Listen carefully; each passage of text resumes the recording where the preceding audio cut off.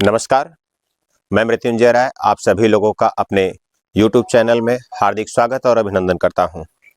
आज हम लोग नए वीडियो के साथ प्रस्तुत हैं और आज का जो प्रमुख विषय है वह प्रधान जिला पंचायत और बीडीसी जो चुनाव 2026 में होने वाले हैं उसी के बारे में आज हम लोग बातचीत करेंगे। तो यह चुनाव जो कराया जाता है वह state election commission of India के द्वारा जो है कराया जाता है और यह अलग अलग राज्यों में होता है।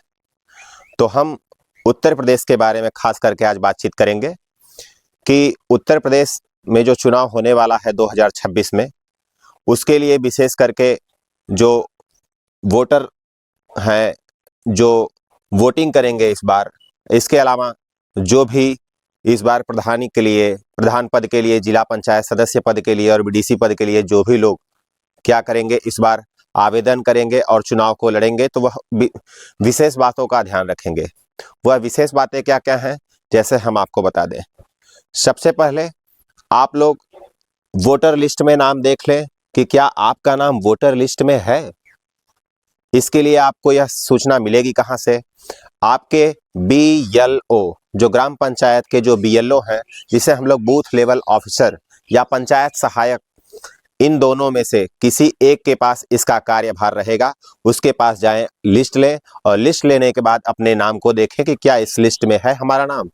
यदि अगर आपका नाम लिस्ट में है तो सब ठीक है, और यदि अगर आपका नाम नहीं है उस लिस्ट में, अगर आपका नाम विलोपित सूची में डाल दिया गया है। विलोपित सूची ऐसी सूची होती है जिसमें आपके नाम को हटा दिया गया रहता है उस वोटर लिस्ट से जिसमें आप वोट करने वाले हैं।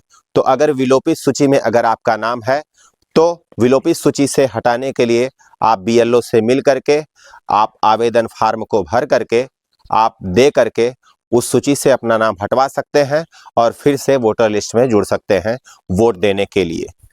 तो आज हम लोग देखते हैं कि इसके अलावा आप लोगों को एक चीज ये भी बता दें कि state election commission Uttar Pradesh के द्वारा विभिन्न प्रकार के प्रपत्र भरे जाते हैं।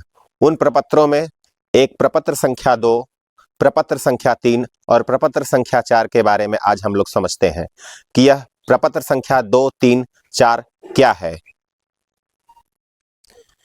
जैसे कि एक सूची मेरे पास इस समय अवेलेबल है और इसमें आप देख सकते हैं ऊपर यहाँ पर विलोपित मतदाता लिखा गया है। विलोपित मतदाता अर्थात उन लोगों का नाम इस लिस्ट से हटा दिया गया है।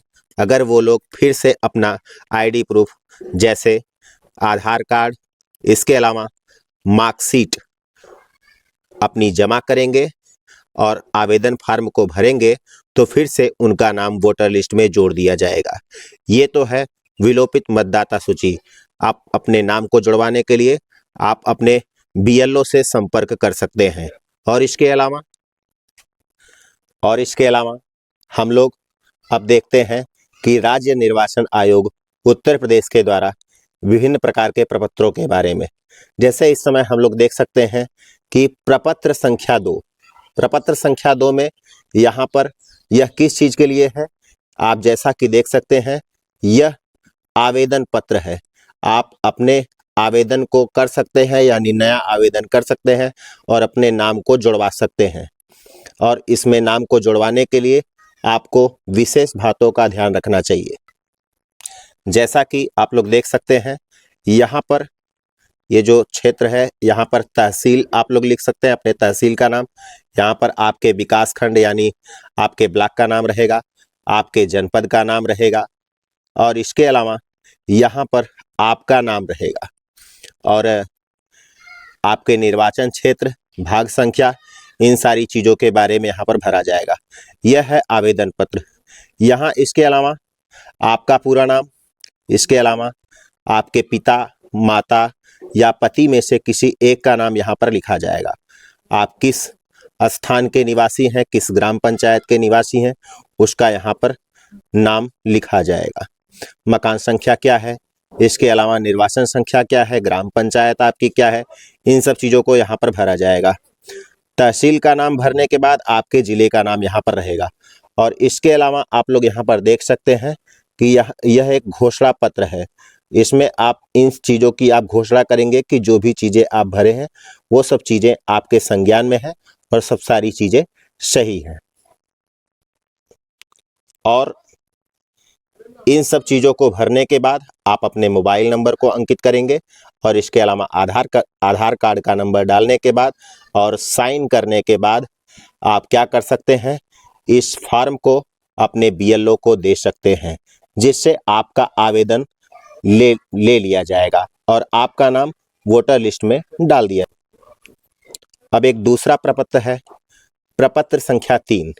प्रपत्र संख्या 3 का क्या अर्थ है कि यह संशोधन के लिए, अगर जैसे किसी का नाम में अगर कोई गड़बड़ी हो, पिता के नाम में अगर गड़बड़ी हो, या ग्राम में कोई चीज़ की गड़बड़ी हो, जिला किसी भी चीज़ के में अगर गड़बड़ी हो, तो उन चीज़ों को आप इस फॉर्म में भर करके आप अपना मोबाइल नंबर, आधार कार्ड नंबर लगा करके आप अपना सिग्नेचर करके अपने बीएलओ को दे सकते हैं, जिससे यह सुधार हो जाएगा।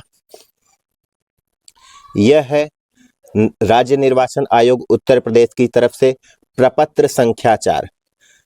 इसमें क्या है कि कुछ सम्मिलित नाम पर बहुत से कुछ ऐसे लोग होते हैं जो आपत्ति करते हैं।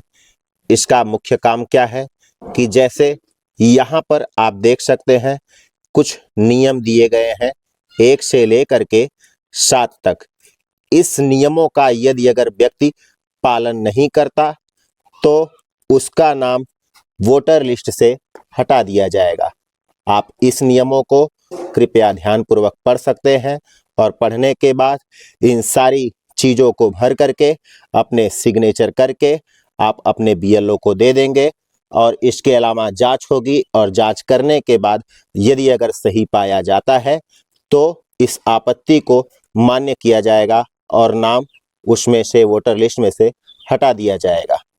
अतः और आप लोगों को एक चीज ये भी विशेष बात बता दें कि जितने भी वोटर हैं, अगर उनको किसी भी प्रकार का अगर फॉर्म चाहिए, उत्तर प्रदेश के अगर आप निवासी हैं, तो स्टेट इलेक्शन कमीशन up.nic.in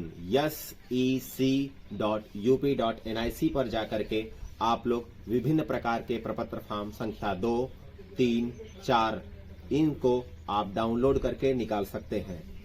जो प्रपत्र संख्या 2 है वह आवेदन के लिए है। प्रपत्र संख्या 3 किसी भी नाम या किसी भी जगह पता, नाम, माता पिता किसी भी चीज के लिए वह संशोधन के लिए है। जो प्रपत्र संख्या 4 है, किसी भी व्यक्ति का जो सम्मिलित नाम है, अगर आपको आपत्ति लगती है, अगर वह व्यक्ति गलत, जो भी उसके नियमावली है, अगर उसमें आप लोग वह पाते हैं कि यह गलत है, तो उसके नाम पर आप लोग आपत्ति करके आवेदन बीएलओ को दे सकते हैं। इसके अलावा आप लोगों को बहुत सारी विशेष बात, वोटर्स को ये ध्यान रखना चाहिए कि अगर आपका नाम वोटर लिस्ट में नहीं है तो आपको भारी नुकसान हो सकता है। आखिरकार भारी नुकसान किस चीज का हो सकता है कि जो सरकार के द्वारा विभिन्न सरकारी योजनाएं जो चलाई जाती हैं, अगर आपका नाम वोटर लिस्ट में नहीं है तो आपको सरकारी लाभ नहीं मिलेगा। इस बात का विशेष ध्यान रखें। अतः आपको सरकारी लाभ अगर पाना है तो सबसे पहले आपको आपके ग्राम पंचायत की सूची में या आप जहां के निवासी हो वहां वोटर लिस्ट में आपका नाम रहना चाहिए, तभी आपको सरकारी लाभ मिल सकते हैं।